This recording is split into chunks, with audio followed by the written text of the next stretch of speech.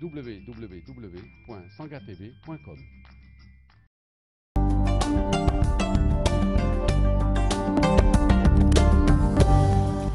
Mesdames et messieurs, bonsoir. Il est 20h sur les antennes de la télé Futur Média. C'est parti pour le sommaire de cette édition avec le regroupement de la circulation des taxis de Dakar qui hausse le ton.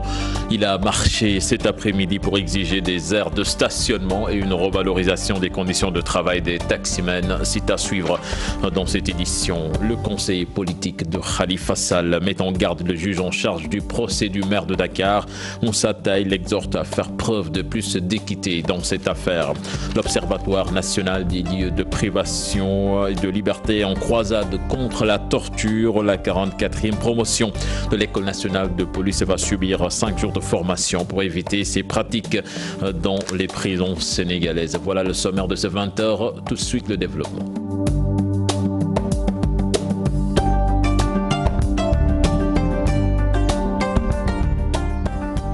Bienvenue à toutes et à tous. Le regroupement de la circulation des taxis de Dakar exige des aires de stationnement, mais aussi une revalorisation des conditions de travail des taximans. La structure a tenu une marche de protestation cet après-midi dans le cadre de son deuxième plan d'action. Compte rendu signé Ibrahima Kane et Modou Diop.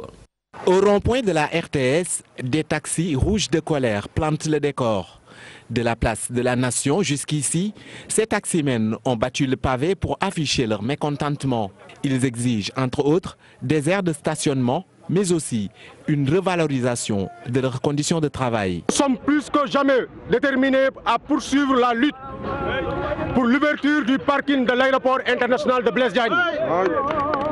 La suppression des laissez-passer pour les taxis et ces derniers sont source de corruption et de conflits. L'arrêt immédiat de la circulation des taxis clandestins, communément appelés clandos, qui font le transport sans aucun droit. Aussi, nous voulons l'affichage des amendements forfaitaires dans tous les bureaux de contravention. Aussi, la mise sur pied de contrats de travail à tous les chauffeurs professionnels pour qu'ils bénéficient des avantages sociaux comme les IPM et IPRES et des prêts bancaires, entre autres. La réparation de justice à l'assurance qui ne prend pas en compte les chauffeurs, une chose incompréhensible aux yeux de tout le monde. Depuis quelque temps, le regroupement de la circulation des taxis ne cesse de crier son ras-le-bol. Il interpelle le chef de l'État en attendant de peaufiner un troisième plan d'action. Nous avons d'autres plans d'action dans les mois à venir, surtout le mois de mars. Nous n'exclusons aucune forme de lutte. C'est ça notre mémorandum et nous remettrons à qui le droit. Et des solutions doivent être trouvées dans l'immédiat. La structure dit espérer une issue heureuse à ces revendications. Toutefois, elle n'exclut pas de perturber le secteur si rien n'est fait. Ibrahima Kane, Moussa Taye dénonce le déroulement du procès Khalifa Sall. Le conseil politique du maire de Dakar soutient que le juge en charge du dossier s'empresse de clore l'affaire. Il appelle à plus d'équité dans la gestion de ce procès. Je vous propose d'écouter. Il est interrogé par Alassane Ba et Thierno Laurent Mendy. J'ai constaté le vendredi dernier que le juge Lamotte, en accédant à la requête de la défense consistant à renvoyer le procès, a dit de manière laconique aux avocats: nous avons d'autres affaires à juger dans laquelle vous êtes constitués. Et l'affaire dans laquelle les avocats sont constitués et Lamotte doit présider, c'est l'affaire Imam Ndaw et les présumés terroristes, prévu le 14 février, Inch'Allah. C'est la raison pour laquelle nous avons pensé que le procès de Khalifa Sall va être escamoté pour être jugé avant le 14 février. On ne peut pas retenir des gens pendant 11 mois en prison et ne pas les juger de manière convenable. Un procès équitable passe par l'audition de tous les présumés, passe également par la possibilité pour la défense de développer tous ces arguments. C'est pourquoi j'ai invité le juge Lamotte. Vraiment, je l'ai invité à créer les conditions d'un procès équitable en permettant à toutes les parties de développer leurs arguments. Et cela en prenant le temps nécessaire, même s'il faut aller sur 2 mois. L'essentiel pour nous, c'est d'avoir un procès équitable et que la défense soit respectée. Propos plutôt recueillis par Cheras Nafal. Pour des élections crédibles, le Parti démocratique sénégalais va mettre en place un comité de veille et d'alerte et que Karim Wade restera bel et bien le candidat du Parti démocratique sénégalais. Les cadres libéraux l'ont dit à Thiès au cours d'une assemblée générale tenue à la permanence Boubacar Sall de Thiès. Mamadou Lamine Mansali, que je propose d'écouter au micro de Cheranta Diop et Seyla Tire. La proposition s'articulait sur 5 points.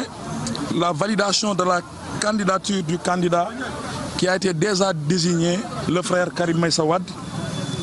Deuxième point, exigence de l'audit du processus électoral en présence des 3 partis politiques, des 3 partis, l'opposition, la société civile et le pouvoir. Troisième point, installation du bulletin unique pour éviter l'achat de conscience, exiger la distribution effective des cartes d'identité biométriques. Quatrième point, superviser les nouvelles inscriptions qui commencent le 15 février prochain. Cinquième point, installer dans les quartiers des brigades de vigilance pour qu'il n'y ait pas de fraude. Et pour terminer, demander à nos frères et sœurs du Parti démocratique sénégalais que l'heure est à l'unité pour la consolidation et préparer la venue de notre candidat Karim Meïssa Wade. Pendant ce temps, l'Association nationale des arabisans républicains met en garde Macky Sall sur les frustrations au sein du parti. Selon ses membres, une élection présidentielle ne se gagne pas dans des conditions pareilles en tournée nationale. Ils étaient hier à Pékin. Leur président, que je vous propose d'écouter au micro de Salif Sow et Asmalik Diop. Tout ce que nous pouvons dire, attirer l'attention du président de la République, parce que nous sommes effectivement en tournée, mais nous avons constaté un mécontentement généralisé. Je ne parle même pas des responsables de l'Alliance pour la République, mais au niveau des arabisans, il y a un mécontentement généralisé. La cause, c'est que les arabisans eux-mêmes ne se sentent pas, vraiment, ne se sentent pas à l'aise à l'intérieur de ce parti. Et nous l'avons dit. Nous l'avons écrit partout, nous l'avons déclaré partout. Mais il paraît que jusqu'à présent, le parti fait la sourde oreille. Le président de la République lui-même, le président du parti, le président de la coalition qui doit aller aux élections, ne pense pas que les arabisans font partie de ceux qui doivent l'élire. Ceux qui nous insultaient avant-hier sont aujourd'hui beaucoup plus considérés que les arabisans. Et je pense que cela est déplorable. Cela ne nous aide pas, nous, en tant que coordonnateurs. L'Alliance pour la République doit se réconcilier avec lui-même. Il avait posé des actes majeurs pour changer radicalement la situation des diplômés en langue arabe au Sénégal. Mais ce que nous avons constaté aujourd'hui, dans la mise en œuvre, il y a toujours des problèmes. Les arabisans vivent des difficultés dans ce pays-là. La visite d'Emmanuel Macron au Sénégal, vue par des politiques, le chef de l'État français a signé plusieurs accords avec le Sénégal dans les domaines de l'assainissement, de l'eau, de l'énergie, de l'aéronautique, entre autres. Mayoro Faye du Parti démocratique sénégalais qualifie cela en accaparement. Ousseynou Kassé de l'APR n'y voit que du positif. Mamberem Diouf. Une visite enrichissante aussi bien pour la France que pour le Sénégal. Les relations entre les deux pays s'en portent mieux selon Ousseynou Kassé. Économiquement, c'est un partenariat gagnant-gagnant. Je pense qu'il y a plusieurs conventions, comme je l'ai dit tantôt, qui sont signées notamment au niveau de l'énergie, au niveau de l'assainissement, de l'éducation. Donc, et de l'aéronautique même, le Sénégal a passé des commandes par rapport à des Airbus A300 pour fortifier et renforcer notre compagnie sénégalaise. Parce que ça, c'est important. Pas de souci donc à se faire selon le cadre APR lorsqu'il s'agit d'accorder à des sociétés françaises certains marchés, car au-delà de la création d'emplois, c'est tout un transfert de technologie. C'est tout le contraire de ce qu'en pense Mayoro Faye. Les infrastructures de grandes envergures, c'est-à-dire le TER, c'est la France. Les Boeing qu'on commande, c'est la France. Donc la France revient pour récupérer intégralement intégralement son marché, c'est-à-dire le Sénégal. Et malheureusement, Macky Sall a tout l'air d'un représentant de la France au Sénégal. Maintenant, au Sénégal, si une entreprise arrive dans ce pays, elle doit s'associer avec des entreprises sénégalaises à un certain niveau d'exécution.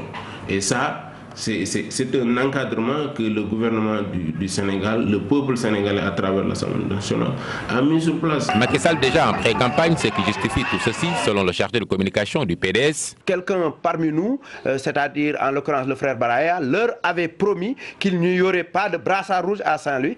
C'est pourquoi il pensait que ça allait être une promenade de santé. Ça n'a pas été le cas. Dire au président Macron, qui nous a vus et qui nous a tendu la main, de même que le président Macky Sall et le maire de Saint-Louis nous ont vus et savaient qu'on était là, habillés en rouge, avec des slogans, avec des t-shirts où on a mis « Je suis en colère », avec des brassards rouges pour leur dire « Écoutez, nous, on n'est pas contents, on n'est pas dans une ambiance de fête, le pays va mal ». Maintenant, tout ce qui s'est passé en ville entre le palais et la place du Tirailleur, il n'y avait personne, hein? Même les gens de la paire avaient décidé de ne pas consacrer un accueil chaleureux. Leur appel a été un échec. Parce qu'à Saint-Louis, les populations sont sorties pour accueillir le président français. Le Parti démocratique sénégalais dit renforcer son rôle de veille et d'alerte pour défendre les intérêts nationaux.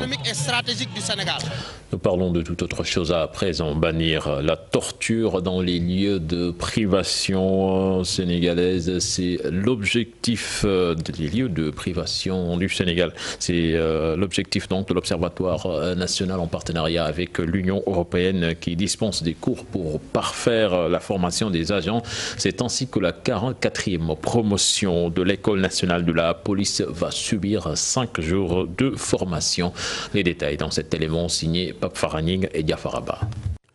Un module sur les cas de torture enseigné à ces jeunes élèves policiers. L'objectif, éviter à cette 44e promotion de la police nationale des traitements inhumains, souvent portés sur le dos des agents de la police dans les commissariats. Notre base de travail, c'est le respect des droits humains. Et donc, dans ce domaine, nous faisons en sorte que les élèves soient vraiment, avant donc, de sortir de l'école, soient suffisamment imprégnés donc, de l'importance qu'ici est à faire respecter les droits humains. Il y va également de l'image de notre pays, notre démocratie, de l'état de droit, mais surtout le recours à la torture entame l'intégrité des enquêtes qui sont cruciales pour l'issue des procédures judiciaires. La nouvelle loi sur la présence de l'avocat dès les premières heures de l'interpellation, un remède face à ces actes de torture punis par la loi. Danger pour eux-mêmes d'abord, parce que, comme vous le savez, au terme des dispositions des articles 661 et suivants du Code de procédure pénale, les officiers de police judiciaire peuvent faire l'objet de poursuites en cas d'abus. La présence de l'avocat est obligatoire dès l'interpellation. Les partenaires comptent sur la sensibilisation pour éradiquer ce fléau. Parmi les missions que nous avons, nous avons à former, à organiser des sessions de formation et de sensibilisation aux agents d'exécution des lois afin de mieux les conscientiser sur l'inutilité de la torture. La torture aujourd'hui est quelque chose qui doit être révolu. Dans la mesure, d'ailleurs, elle ne sert à rien, parce que dès l'instant qu'il y a torture dans un dossier, ce dossier est frappé de nullité. Après Dakar, c'est au tour de la région de Thiès d'accueillir cette formation pour donner davantage une meilleure image de la police aux yeux des populations. Et puis dans le cadre de la coopération entre le Sénégal et la France, un parc solaire de 20 MW est en construction dans le village de Baralé Ndiaye dans le département de Louga. Cette centrale solaire photovoltaïque va permettre d'alimenter 200 000 ménages. Le secrétaire d'État des Affaires étrangères de la République française présent au Sénégal lors de la visite d'Emmanuel Macron s'est rendu sur le site pour voir l'état d'avancement des travaux. Les détails dans cette correspondance signée Thierno Fall. Sur ce site de 40 hectares s'érige une centrale solaire photovoltaïque de 20 MW. Il s'agit d'un important projet dans le domaine des énergies renouvelables, initié dans le cadre de la coopération entre la France et le Sénégal. Projet pour réparer la planète, puisqu'on est là dans les énergies renouvelables, avec ce parc donc solaire, photovoltaïque de 40 hectares, qui est en train de, ça y est, qui est sorti de terre, et qui permettra d'irriguer comme ça 200 000 foyers en électricité qui vient des énergies renouvelables. Donc c'est un très beau projet. Le secrétaire d'État des Affaires étrangères de la République française a profité de son séjour au Sénégal pour visiter le chantier. Il m'a semblé important de venir illustrer le fameux discours du One Planet Summit, je sais, auquel la France et le Sénégal eh bien, sont particulièrement actifs. Et voilà, ça se réalise aujourd'hui dans la vie quotidienne, dans la vie concrète des Sénégalais. Et ça fait partie des expériences pilotes qu'il convient de voir, et puis surtout, voilà, dont il est intéressant qu'elles se déploient en d'autres points du Sénégal. Ce parc de production d'énergie solaire est construit avec un système tracker, une nouvelle technologie qui permet aux panneaux de suivre la position du soleil afin d'améliorer le rendement. Nous, c'est notre première expérience au Sénégal pour la fabrication de trackers au Sénégal, et c'est la première fois qu'on le fait au Sénégal. C'est grâce à Innova, bien sûr. Et ça nous a permis d'acquérir cette connaissance qui aujourd'hui nous permet de pouvoir réaliser une centrale solaire. Sur le chantier, travaillent d'arrache-pied plus de 100 jeunes Sénégalais recrutés par Kima Afrique qui assure la main-d'œuvre. Les travaux qui ont démarré depuis janvier 2017 vont être bouclés normalement vers la fin du mois de mai prochain. Nous parlons éducation à présent. Quantum horaire inachevé, mauvaise qualité de l'enseignement. L'inspecteur d'académie de Pékin de Guédiawaye invite le gouvernement et les syndicalistes grévistes à savoir raison garder, se retrouver au plus vite autour d'une table pour des négociations. Selon l'IA de la banlieue, la grève des enseignants porte un sacré coup à l'éducation des enfants. C'est Iniwad que je vous propose d'écouter au micro de Salif Sow et Asmalik Diop. Le premier impact de toute grève, c'est déjà le quantum horaire qui est éprouvé. Parce que si les professeurs restent une semaine sans travailler, ça veut dire que donc on a perdu une semaine de cours. Et ça peut porter préjudice aux élèves, surtout qui font l'examen.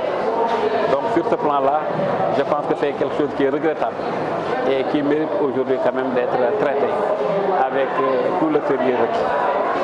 Il y a également, en dehors même du quantum horaire qui est éprouvé, la question de la qualité également qui est posée. Parce que si les professeurs ratent des cours, ils seront obligés de procéder à des rattrapages. Et généralement, le rattrapage ne se fait pas avec toute la sérénité requise. Parce qu'on est coincé par le temps, et là on est obligé de bachoter, on est obligé parfois même de faire recours à des photocopies, et là également, ça ne concourt pas à la construction de la qualité. En vérité, quand il y a conflit, il y a deux parties. Donc il faut nécessairement que les deux parties quand même s'asseyent et essayer de trouver quand même des solutions.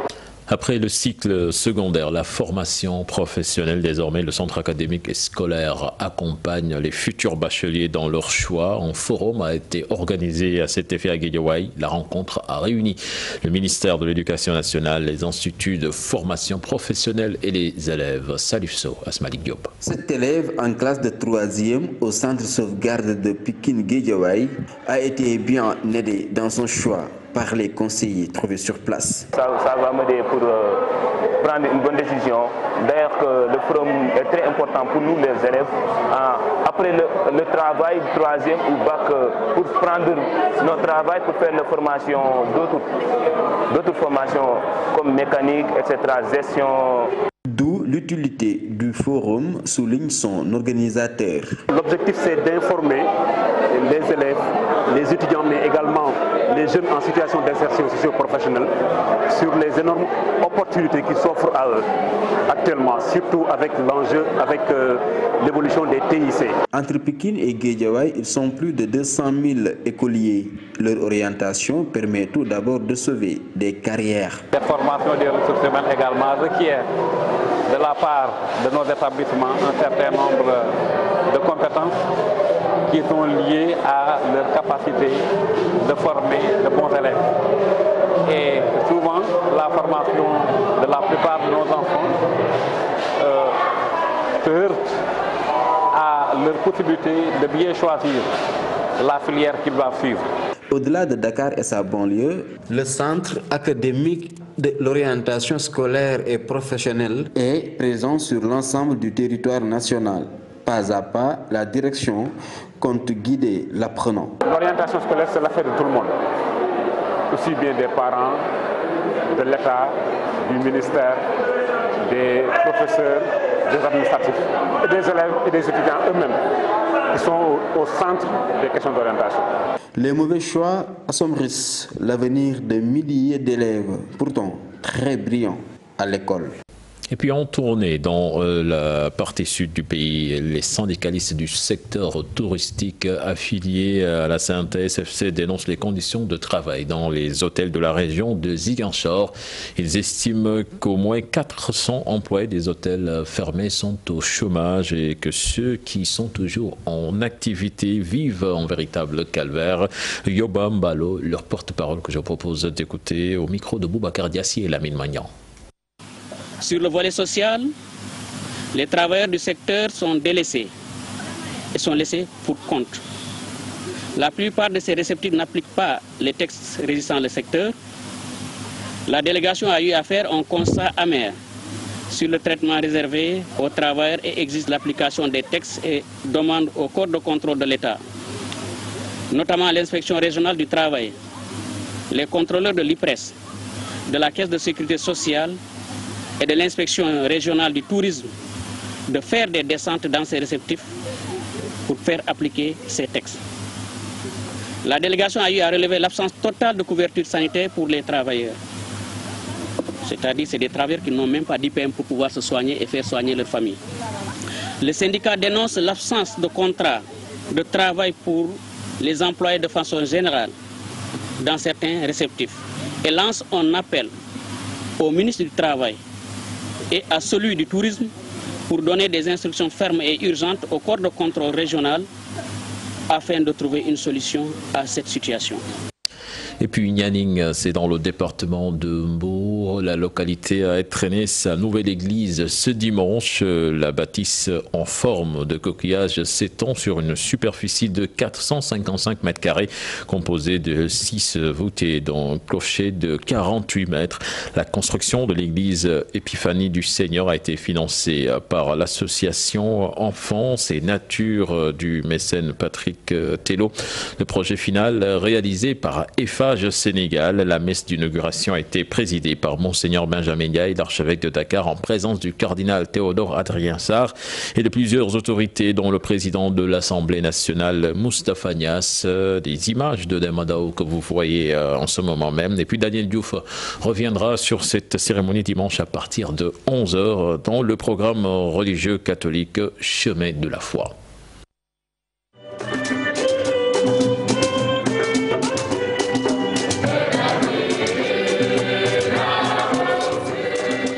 Et puis en monde de sport, avant de boucler cette édition, la Royal Fédération espagnole de football offre un lot d'équipements au centre del Bosque à la jeunesse des Parcelles Assainies. Un lot d'équipements d'une valeur estimée à 80 millions de francs CFA. La cérémonie dédiée à Youssou N'Dour s'est tenue hier aux Parcelles Assainies. Compte rendu signé Habib Faye et Younous Diatta. La jeunesse des Parcelles Assainies est bien équipée par la Royal Fédération espagnole de football. Un lot d'équipements d'un montant de 80 millions alloué à ces footballeurs. Un appui selon l'ambassadeur d'Espagne au Sénégal qui permettra à ces jeunes de pouvoir s'épanouir, mais aussi les encourager dans leur éducation. L'initiateur du centre appelle les jeunes au travail. Ce ne sont pas des enfants espagnols qui s'en bénéficient, mais plutôt des enfants sénégalais. Et regardez ce qu'ils sont en train de faire. Donc je lance un appel aux jeunes sénégalais de croire en eux, de travailler et de travailler en eux. Cette initiative, c'est un mariage entre le sport, le football et l'éducation. L'avenir de la jeunesse, mais aussi l'avenir de toutes les sociétés, tous les peuples, est à la jeunesse. Et l'éducation de la jeunesse, c'est ce qui va permettre aux jeunes et au pays d'aller vers l'émergence. C'est un effort que l'ambassade d'Espagne va continuer à appuyer parce que c'est un bon exemple de solidarité entre le peuple espagnol et sénégalais. Venu présider la cérémonie de remise de subventions, le maire de la commune promet de bien entretenir les équipements. C'est dédié à la jeunesse du Sénégal, c'est dédié à la jeunesse des Parcelles Assainies. Et ça nous va droit au cœur, au nom de toutes les autorités ici présentes et représentées. Nous profitons de l'occasion pour encore renouveler nos remerciements au gouvernement espagnol, à la Fédération royale de football et dire aussi que le matériel sera utilisé à bon escient. 7 ans depuis, il œuvre pour le football local. Limamoulaye Diop compte multiplier ses efforts. L'année passée, ils nous ont amené au montant de 27 millions. Cette année, ils ont amené au montant de 80 millions. Donc c'est grave. Il y a des matériels sportifs, il y a des maillots, il y a des godasses, il y a des blousons, il y a tout ce qui concerne pour pratiquer le football. Depuis 7 ans, depuis 2011, on bouge sur mes propres moyens. Et puis nous ne tendons pas la main. Nous ne tendons pas la main, on va continuer à travailler.